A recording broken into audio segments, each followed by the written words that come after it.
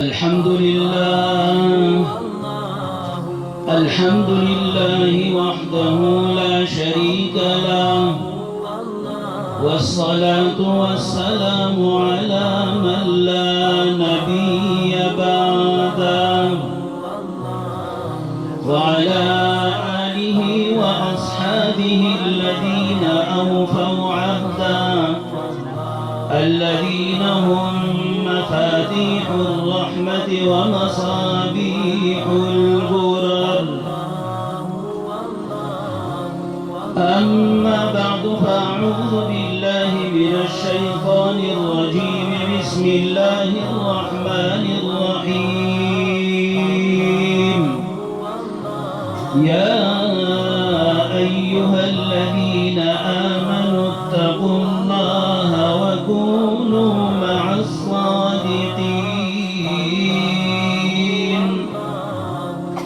وقال تعالى في مقام آخر: ولا تهنوا ولا تحزنوا وأنتم الأعلون إن كنتم مؤمنين. وقال النبي صلى الله عليه وسلم: من تعلم لله وعلم لله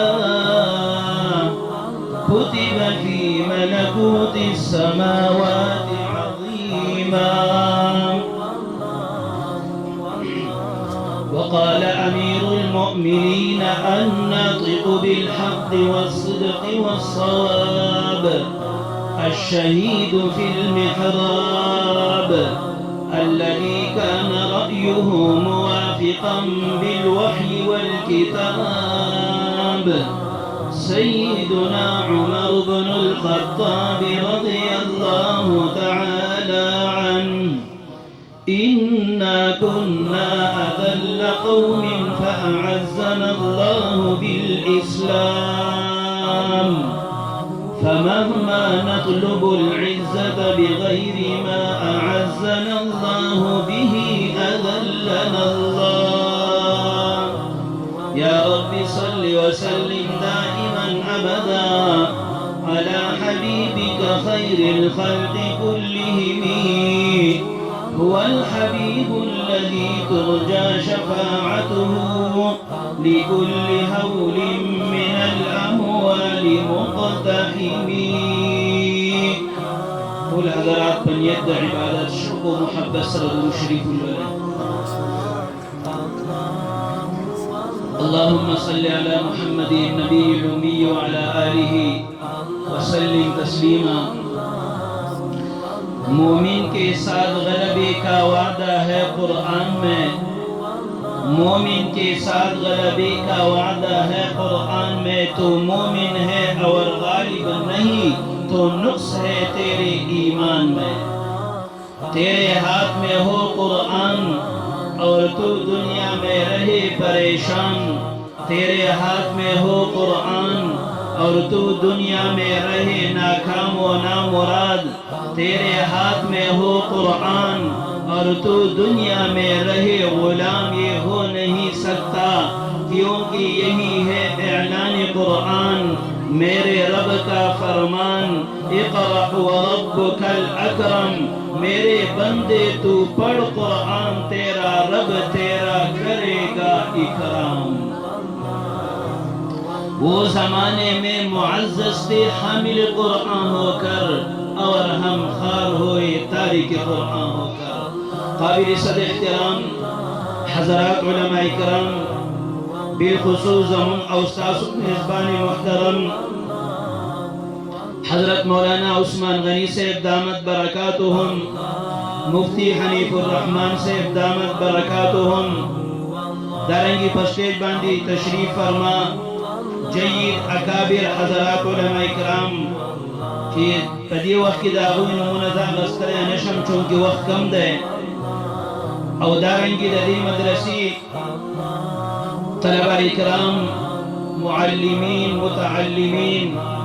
और दा खत्म कुरान पदी बाबरकत और पुरौनक महफल की तशरीफ फरमा। ददी इलाके डेरो गैरतमंदो इज्जतमंदो زمان محترم مسلمانان ورونو دی وخت کې زموږ او ستاسو د پاره دا یو لوی خوش نصیبی یو لوی اعزاز او د خوشحالۍ خبره ده چې الحمدلله په شیرې درکې ستاسو د دغې کلي صدیقه دغه دینی او عظیمه اداره او مدرسه منبع العلوم د هغه سالانه دستربندۍ د طلبه کرامو د ختم قرآن په موقع په دې عظیمه او مبارکه اجتماع کې د شرکت سعادت منصیب ده. یقینا زما محترمو د ټول نه اول خو ستاسو د ستړیوالي ما ته احساس ده چې د ماسپښین نه تر مازدیګره پورې دا 4-5 غنټې تاسو ناسته وکړه خو دا ستړي ګوره یوازې تاسو نه موږ هم ستړي یو ځکه چې سهار 4-5 غنټې سبقونه ما پړاو کړي دي او د هغې نه وروسته ستاسو د دغې مینې او محبت د دې علماو د دغې تعلق او د محبت په بنا دلته مونږ راغلي یو سهار به بیا اسباقو له ځان رسوو دا نور علماو تاسو وکتل شاهین ختم نبوت حضرت العلامه مولانا قاری اکرام الحق صاحب دامت برکاتهم العالیه هغې مردان نے تشریف راوړی و دارنګي ګڼ شمېر کې دا علما کرام موجود دي زما محترمو تاسو ستړي یې مونږ ټول ستړي یو خو یقینا زموږ او ستاسو دا ناسته دومره قیمتي او مبارکه ده چې په دې یو لمحه به انشاءالله د الله د طرف نه بېشماره انعامات اجرونه او ثوابونه میلاویږي خو زه یو روایت درته عرض کوم د ختم قرآن محفل ته چې څوک راشي او په دې کې شرکت وکړي نبی علیہ السلام مبارک فرمائی من شهد ختم القرآن فكأنما شهد الغنائم حين تقسم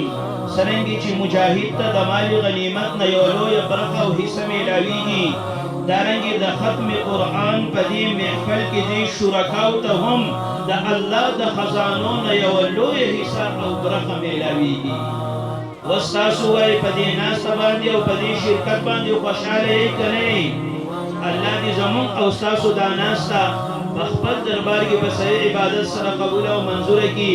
اللہ دی دا نننی اجتماع دا پروگرام دا دی ټول کلی او دا علاقی دا پارا دا خیر دا رحمت دا برکت او دا ہدایت ذریعہ او سبب گرزئی زمان محترمو وقت پا وقت باندی دا داسی اجتماعات او پروگرامونو بس دا یو مقصد او غرض وی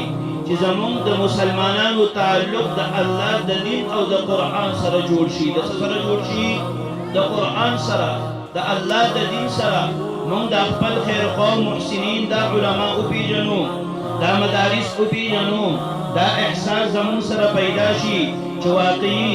یقینا چې د دې امت د ټول نه اهمه او لویه سرمایه هغه د الله دین هغه د الله دغه عظیم کلام قرآن دی چې مونږ په خپله هم د قرآن زده کوونکي جوړ شو د قرآن سره متعلق قائم شي زمونږ د دې بچو د دې اولاد هم د قرآن سره تعلق او نسبت قائم شي د داسې پروګراماتو بس دغه یو مقصد او غرض وي کہ اصلاح عالم کا بس اب سامان ہونا چاہیے سب کا دستور العمل قرآن ہونا چاہیے یہی ہے آرزو تعلیم قرآن عام ہو جائے ہر ایک پرچم سے اونچا پرچم اسلام ہو جائے کہ زمون دا اولاد او دا بچو تعلق دا قرآن سره قائم کی سره د دې لپاره دا پروګرامات دي الله دې کی چې زمون سره دغه احساس دغه سوچ او فکر پیدا شي بیا به انشاءالله د مسلمانانو دا حالات نوي لکه نن چې د مسلمانانو کم پریشان کن حالات جوړ دي نن مسلمان زما محترم تاسو وګورئ په ټوله دنیا کې په هر ځای کې مسلمان انفرادي طور هم اجتماعي طور هم د ذلت او رسوایۍ د غلامۍ او د تحتۍ د مغلوبیت او د مظلومیت شکار دی او که نه دی نن مسلمان په هر ځای کې وهل خوري نن مسلمان د غیرو په اشارو باندې چلیږي نن مسلمان د غیرو د غلامۍ او د ماتحتۍ ژوند اختیار کړی دی. دا ولې؟ حالانکې د مسلمان سره کلمه موجوده ده، د مسلمان سره قرآن موجود دی، د مسلمان سره ایمان موجود دی. دا کلمه خو د مسلمان دومره وزنی او طاقتوره کلمه ده چې یقینا د دې یوې کلمې مقابله د دنیا پوره طاقت نشي کولی. کولی شي؟ نشي کولی. مونږ چې دا کومه کلمه وایو لا اله الا الله محمد رسول الله، دا کلمه د دې ټولو کائناتو نه هم وزنی او طاقتوره ده. د دې کلمې اولنی جز اولنی حصہ لا اله الا الله دا دومره وزنی او طاقتوره کلمه چې یو روایت کې راځي نبی علیہ السلام مبارک فرمایي یو ځل موسی علیہ السلام الله ته عرض وکړو یا رب علمني شيئا اذكرك به وادعوك به. پروردگار داسې وظیفه راله راکړه چې په هغې زه تا یادوم، تا پرې رابلم. الله ورته وفرمایل زما کلمه موسی، زما موسی کلمه قل لا اله الا الله، دا کلمه وایه لا اله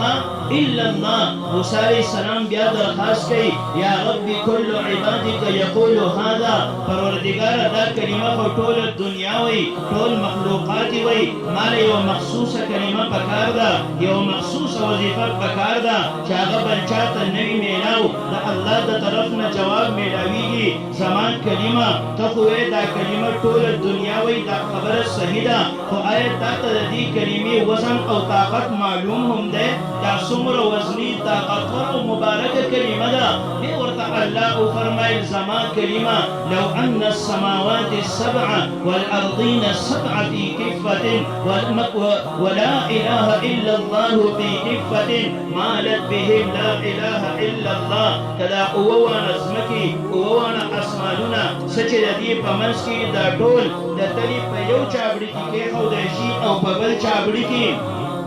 لا اله الا الله والا کلمه کېښودی شي مالت بهم لا اله الا الله، کلمې والا چابړې به دروند شي. دا دومره وزني او طاقتوره کلمه ده. او زما محترمو دا ګورئ حقیقت دی. ځکه خو یو روایت کې راځي کله چې یو مسلمان په کثرت سره دا کلمه وایي لا اله الا الله، شوق سره ووایي، شوق سره ووایي لا اله الا الله، لا اله الا الله. شیطان واویلا او زاری کوي، هغه چې دی نو جړا کوي او شیطان سوی اهلکت الناس بالذنوب واهلكوني بلا اله الا الله والاستغفار. وای خلق ما په ګناهونو سره هلاک کو او دې خلقو زه په لا اله الا الله او استغفار سره هلاک کړم. پس سره هلاک کړم. د شیطان هلاکت پس کې ده په دوه کلمو کې، پسو کې لا اله الا الله او بل استغفار. ځکه نبی علیہ السلام مبارک کو فرمایل اکثروا من قول لا اله الا الله، زما امتا دا کلمه په کثرت سره وایي لا اله الا الله. او بل یو روایت درته عرض کړم، حضرت انس رضی الله عنه فرمایي او الله الى موسی، الله موسی علیہ السلام ته وحی وکړه یا موسی ان فی امت محمد لرجالا، د نبی علیہ السلام په امت کې به داسې خلک وي يقومون على كل شرف وواد، فهر الورا او جوره باندې فهر صحرا او بیابان کې جماعت او کور کې دن او پکور کې بهر پهر ځای کې ينادون بشهادة ان لا اله الا الله.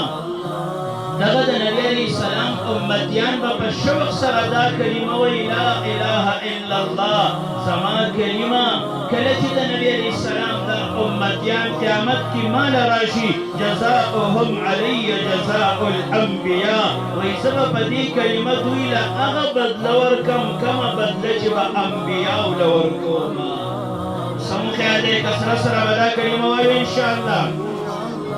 زما محترم ما عرض کو چې د مسلمان سره دا طاقتوره وزني کلمه موجوده ده، دې د کلمې ویونکی دی، یا هم دا مسلمان د مغلوبیت شکار دی، دې د مظلومیت شکار دی، دې د ذلت او رسوایۍ د غلامۍ او ماتحتۍ ژوند تېری. دا ولې؟ ځکه نن د مسلمان کلمه صرف په ژبه باندې ده، د مسلمان کلمه دا د زړه ته نه ده کوزه شوې، د مسلمان زندګي دا د کلمې مطابق نه تېرېږي. ورنه یو دور داسې و چې مسلمان به د دې دې کلمې आवाज اوچت کو د دې کلمې ناره به ولګوله د هغې بادشاهانو په محلاتو به زلزله راله چنانچه د ابوبکر صدیق صاحب دور خلافت دی هغوی مبارک د مسلمانانو یو جماعت د هرقل بادشاه ته د ایمان د دعوت ورکولو دپاره ولیږو دغه مسلمانان په خپله باندې دا بیان کوي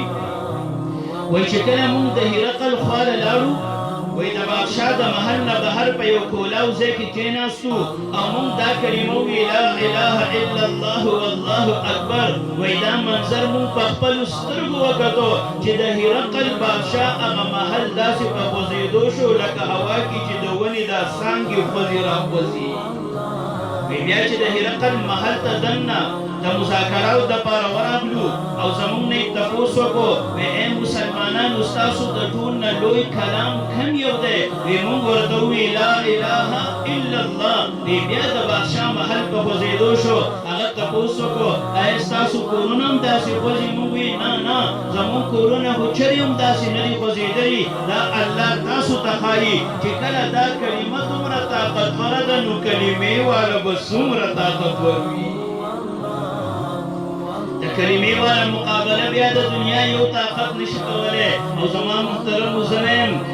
مونږ د دې په خپله باندې مشاهده وکړه مونږ تاسو هم په دې دور کې د 2020-21 کې هغه پټکو والا هغه ګیرو والا چې دنیا ورته په سپک او په کمزوري نظر باندې کتل وی دا دهشتګردي دا چې دی نو شرپسند دي دا فسادیان دي دا کمزوري خلک دي دا د ځمکې د مخ نه ورک کوي هغه سوپر طاقتونه یو ځای شو هغه د مجاهدینو د مسلمانانو د نبي علیه السلام د دغه امتیانو د دغه کلمه گو مسلمانانو مقابله کولی غوښتل هغوی پوره طاقتونه خرج کړل دولتونه یې خرج کړل لیکن تاسو ووایئ غلبه او بری الله د کلمې خاوندان نه ورکړو که ولې نه کړو هغه سوپر طاقتونه د هغوی مخې ته الله صفر کړه ولې چې مسلمان کله صحیح کلمې والا جوړ شو ایمان والا جوړ شو قرآن والا جوړ شو د دنیا یو طاقت د مسلمان مقابله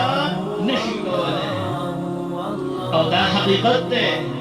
الله دې کې چې موږ صحیح کلمې والا ایمان او قرآن والا جوړ شو دا پروګرامونه هم د دې دپاره وي چې راشه مسلمانه کلمه په ژبه باندې وې دا کلمه خپل زړه ته کوزه کړه ته قرآن چې دی نو وې د قرآن مطابق خپله زندګي جوړه کړه یقینا زما محترمو بیا تاسو ګورئ د دې قرآن په برکت به الله هغه عزت راکړي کم عزت چې صحابو ته میلاو و هغه روب و دبدبه به میلاو شي کم روب و دبدبه چې صحابو ته میلاوه مولانا روم رحمه الله په خپل کتاب کې یو واقعه لیکي د حضرت عمر صاحب دور خلافت دی قیصر روم یو خپل قاصد امیر المؤمنین ته د ملاقات دپاره راولیږو دپاره دي چې د مسلمانانو او خصوصا د امیر المؤمنین په زړه کې زمونږ روب دبدبه او یره پیدا شي کله چې دا قاصد مدینې ته راغی نو د امیر المؤمنین متعلق تپوس وکړو د صحابو نه وایي ستاسو د بادشاه محل کوم ځای دی د بادشاه زه ورسره میلاوېدل غواړم محل یې کوم ځای دی مسلمانان ورته وي زموږ بادشاه په محلونو کې نه اوسي هغه د دنیا د نورو بادشاهانو په شان نه دی د هغه د ټول نه لوی دولت او محل دا دی چې د هغه د زړه تعلق د الله سره قائم دی د هغه په زړه کې کلمه موجوده ده هغه ایمان او قرآن والا دی دا د هغه د ټول نه لوی دولت او نعمت د هغه د دنیا د معلاتو محتاج نه دی وی په کوم ځای کې به میلاو شي وی که تاسو خامخا میلاوېدل غواړئ قبرستان کې وګوره ځکه د عبرت او نصیحت دپاره اکثر وخت قبرستان او مقبره کې تېرېږي کله چې دا قاصد راغی ګوري امیر المؤمنین کمیس وخت کې دی سخته ګرمي ده په قبرستان کې په خالي ځمکه او تشه ځمکه باندې پروت دی نه ورسره فوج شته نه ورسره لښکرې شته نه ورسره باډیګارډ شته دې قاصد چې امیر المؤمنین ولیدو په لیدو سره یې په زړه کې داسې یره پیدا شوه رنګ یې زیړ شو او بدن یې په رپېدو شو په زړه کې وایي یره واقعي ته خو الله لوی روب و دبدبه ورکړې ده دا خو لوی شان و شوکت والا خلک دي وایي زه د دنیا د لوی لوی بادشاهانو سره میلاو شوی یم د هغوی سره مې ناسته کړې ده لیکن دومره د هغوی نه نه یم یېرېدلی څومره یره چې د امیر المؤمنین په لیدو سره زما په زړه کې پیدا شوه بیا چې کله د امیر المؤمنین سره ملاقات وشو په یو مجلس کې صرف په اولني ملاقات سره هغه د هغې مسلمان نه د هغې کلمې والا نه د هغه ایمان او قرآن والا صحابي رسول امیر المؤمنین عمر فاروق نه دومره متاثره شو چې کلمې ووې او مسلمان شو زما محترم بس دغه مطالبه ده چې دا کلمه څنګه په جواب باندې وایو دا کلمه زړه ته کوزه کړو په دې زړه کې صرف د یو الله یره به وي د بل چا نه به یره او ترهه نه کوو بیا تاسو ګورئ چې مونږ له انشاءالله الله څومره غلبه سربلندي او شان و شوکت راکوي هغه شاعر سوئ اللہ سے ڈرنے والوں کو طاقت سے ڈرانا مشکل ہے جب خوف خدا ہو دل میں یہ قیصر و کسرا کچھ بھی نہیں یہ عظمت باطل دھوکہ ہے یہ سطوت کافر کچھ بھی نہیں مٹی کے کھلونے ہیں ساری یہ کفر کے لشکر کچھ بھی نہیں یاد کفر لشکر بڑا صدی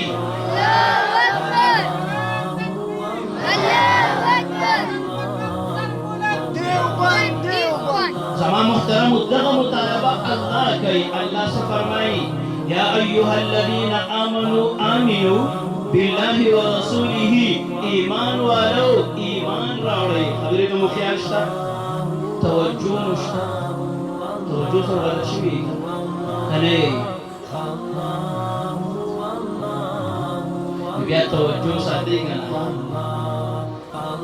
الله مطالبه کوي د ایمان راوړلو د چانه د ایمان والو نه د چانه خیر مو دې خبرې ته الله وایي ایمان والو ایمان راوړئ اوس د ایمان والو سره خو ایمان موجود دی نو دا خو تحصیل د حاصل راځي او دا باطل دی چې یو شی موجود دی او ته یې دا حاصل کا نو د دې څه مطلب کېدی شي یو شی موجود دی ټوپۍ دې په سر ده او ټوپۍ په سر نه ده بل په سر نو ایمان والو ایمان راوړئ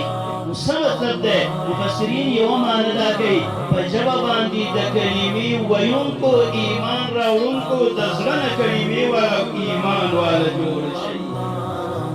چې ته د زړه نه ایمان والا جوړ شوې زما محترمو دا یو مسلمان د پوره دنیا بیا په یوازې مقابله کولی شي چنانچه خالد بن ولید رضی الله عنه د رومیانو سره مقابله ده یو طرف ته د رومیانو لښکر دی 80,000 خالد بن ولید صاحب د ځان سره 80 کسان اغوستي دي چا ورته وي حضرت دا 80 کسان خو څه ډېر کم نه دي هغه څو دي 80,000 مسلمانان څو دي 80 کسان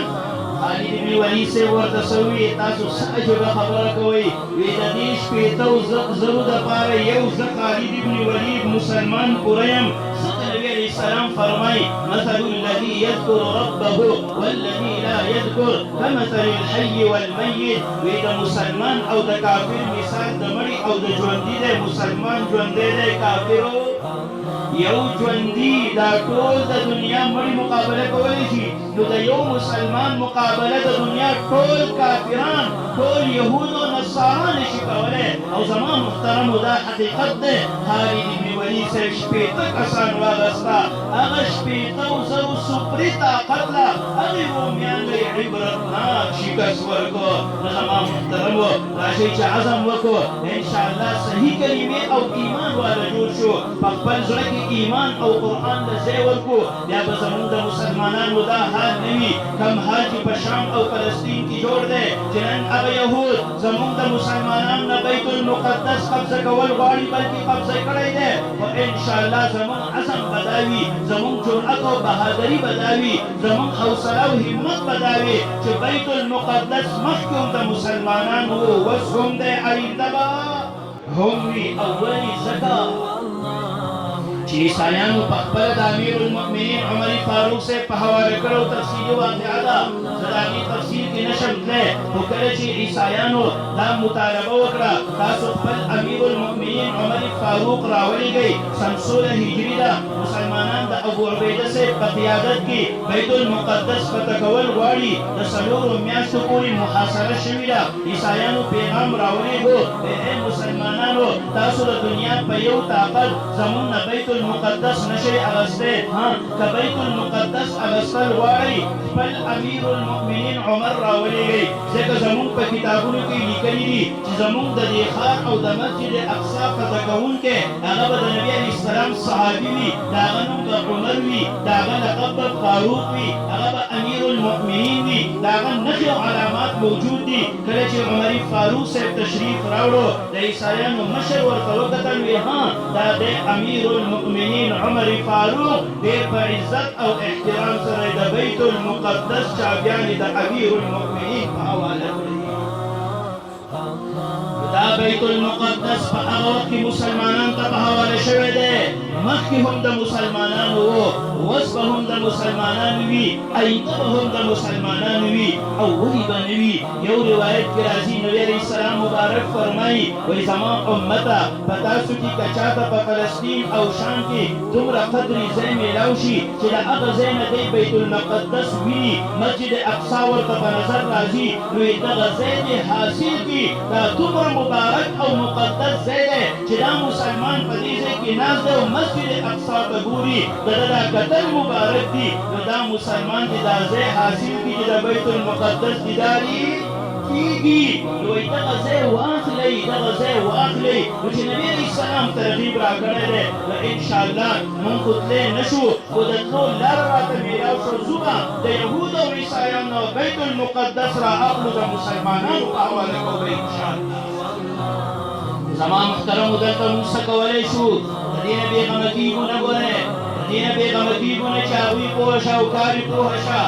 موږ څه وایو دا د هغوی د اعمالو نتیجه ده ولې موږ هم داسې زبرګان او ولیان راغلي وو که دا د اعمالو نتیجه هم ده بزدلي خو به نه کوو که نه مسلمان به بزدله نه وي مسلمان به څه نه وي دی به بېغیرته نه وي دی به شجاع وي دی به بهادر وي دی به جرأتمند وي د دغه خپلو مظلومو مسلمانانو ورونو دپاره به انشاءالله دعا کوو دلته الله ته به زاري او فریاد کوو او چې هر قسمه وي د هغوی به تعاون کوو کوو که نه کوو به انشاءالله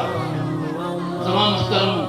ما عرض کوو چې نن مسلمان په دنیا کې ولې غلام دی دا ځکه چې د مسلمان د عزت دپاره مسلمان له الله کومه سرمایه ورکړي دغه سرمایه شاته غورځولې ده هغه سرمایه کومه یوه ده هغه قرآن دی هغه څه شی دی قرآن دی نن مونږ قرآن پرېښودو نن مونږ ایمان پرېښودو نن مونږ کلمه شاته وغورځوله ځکه چې دی نو مونږ دومره کمزوري شو ورنه قرآن کې الله زموږ سره وعدې کوي او زما بندګانو مسلمانانو تاسو به سربلند دی تاسو به شان او شوکت والی روب و دبدبی والا بھئی کہ تاسو صحیح ایمان والا جوڑ شوئی قرآن والا جوڑ شوئی نسمو خیدے دا قرآن سر بقبل تعلق قائمو کرنے انشاءاللہ یا تاسو گورے اللہ سنگ عزت راکیں امیر المؤمنین عمر فاروق سے شام تراون دے وقت کم دے تفسیری خبر ما کول مختر کو تفسیری خبر نشکے دے لا یوسو مختصری خبری بھی آخری خبر آرسکون شام تراون دے سرلی باندې سور دی په لاره کې اوبه رالې عمر فاروق صاحب د سورلۍ نه راکوشو موزې یې وویستلې په اوږه باندې یې واچولې د سورلۍ واګې یې ونیولې په هغې اوبو باندې پیدل روان دی تېرېږي گورنر د شام ابو عبیده صاحب فوج د شام جرنیلان لوی لوی خلک راغلي دي په انتظار باندې ولاړ دی استقبال کوي ابو عبیده صاحب چې وکتل امیر المؤمنین داسې روان دی یوې جملې ورته وویله وی انت تفعل هکذا اے امیر المؤمنین دا تاسو سکوئی دا پوٹی رب دا خبر دا خلقوی عمر دمرا لوی شان و شوکت روبو دبدبی والا دے پیدل پیار پخپی روانی دا خپلی سورلی واگیم پلاس کی نیولی او داسی پس مکا پیدل روانی دا مناسب ندا پس سورلی باندی کی نئی زمان محترم واوری امیر المؤمنین ورطو فرمائل اوہو لو یقل ذا غیرک ابا عبیدہ جعلته نکالا لأمت محمد بے ابو عبیدہ دا خبر تا وکڑا کدا بلچا کڑے عبرتناک سزا بجور کڑے بیا یو تاریخی جملے ارشادو فرمائے دا بتوجہ سرواوری اور سرواوری تاریخی جملہ چی دا سروز روپا اوپودنی کلو قابل داوی فرمائل اے خلق واوری اے مسلمانان واوری ود نبی امتیان واوری انا كنا اذل قوم فاعزنا الله بالاسلام ویمون پا معاشرکی ورزیدلی خلقو چرابان دی حکومت کول نروختل زمون سحیثیت او قیمت نو سشان و شوکت منو روبو دبدبه نوى هيبة عظمت نوى فأعزنا الله بالإسلام الله د دين إسلام أو د قرآن بوجه عزت راكو د سبا وجه د دين إسلام أو د قرآن بوجه الله عزت راكو فمهما نطلب العزة بغير ما أعزنا الله به أذلنا الله وككلهم من د قرآن دلارنا علاوة قبل لارك فالعزت تلاشكو الله بمنزلك منزل الشاوى من قرآن ولا لار بريحوك دين ولا لار بريحي لكندا سكوزات زلت أو رسائي جوان تيرلو راشي عظم وكو إن شاء الله دا دين أو دا قرآن پلار روانيكو بكنا إن شاء الله روانيكو بكنا إن شاء الله تدير پاردا علماء دي تدير سرخ پل ناس تباستكو تعلق وسرقائنكو دا مدارس الحمدلله دي تقبل معشومان بچرا ولو بيتا سو گوري پداسي كل انداز کی وستا بچي تلاوت کی طلب خوان درگئی دا معشوم چې بیا په مسلمان دی ودريږي دا الاسلام مين او الناس پوری قرآن وقت میں یہ وقت کی بدیل راضی دا مون په خپل سترګو باندې کتلی مون سره مدرسه کې داسې معشومان دي د سکول سره سره داسې حفظ او تجوید وکړو چې دنیا ورته حیرانه ده زما محترم استاد وګورئ جذبه شته د دې شعرونه ډېر کسان داخلي لراله بعضی داسې وي چې هغه مونږ نشو داخلولی هغوی ته مونږ عذر وکړو دوه درې پکې داخل هم شو تقریبا 1100 کسان داخلي له راغلي وو صرف 200 کسان ته پکې داخله میلاو شوه نو ستاسو جذبه شته شوق شته په کوشش دا وکړو چې تاسو الله الحمدلله علما درکړي مولانا احسان الدین صاحب دامت برکاتهم مفتی شکیل صاحب دا علما تاسو وینئ کوم شمېر کې ناست دي د اختر نه وروسته ستاسو په دې علاقه کې څومره پروګرامونه وشوه ځای په ځای کوڅه په کوڅه الحمدلله دیني مدرسه شته د دوی په مشورې سره خپل بچي دا په مدارسو کې داخل کړو ځکه د فتنې او د فساد زمانه ده پته نه لګي په داسې مدرسه کې ته داخل کړي چې هغه تعلیم او تربیت ورته میلاو نه شي سبا د علاقې ته راشي او د خلکو دپاره د رکاوټ او د شر ذریعه جوړه شي نو انشاءالله خپل بچي چې مدرسو ته بوځو د دې علماو نه به تپوس کوو انشاءالله د تبلیغ والا د دیوبند په مدرسو کې خپل بچي انشاءالله داخل کړو ځکه دیوبند په ټوله دنیا کې هغه کار وکړو او لګیا دی کوي چې عربو هغه ومنل چې واقعي کوم د دین خدمت په صحیح نهج او طریقه باندې هغه کړی دی او کوي دا علمای دیوبند دي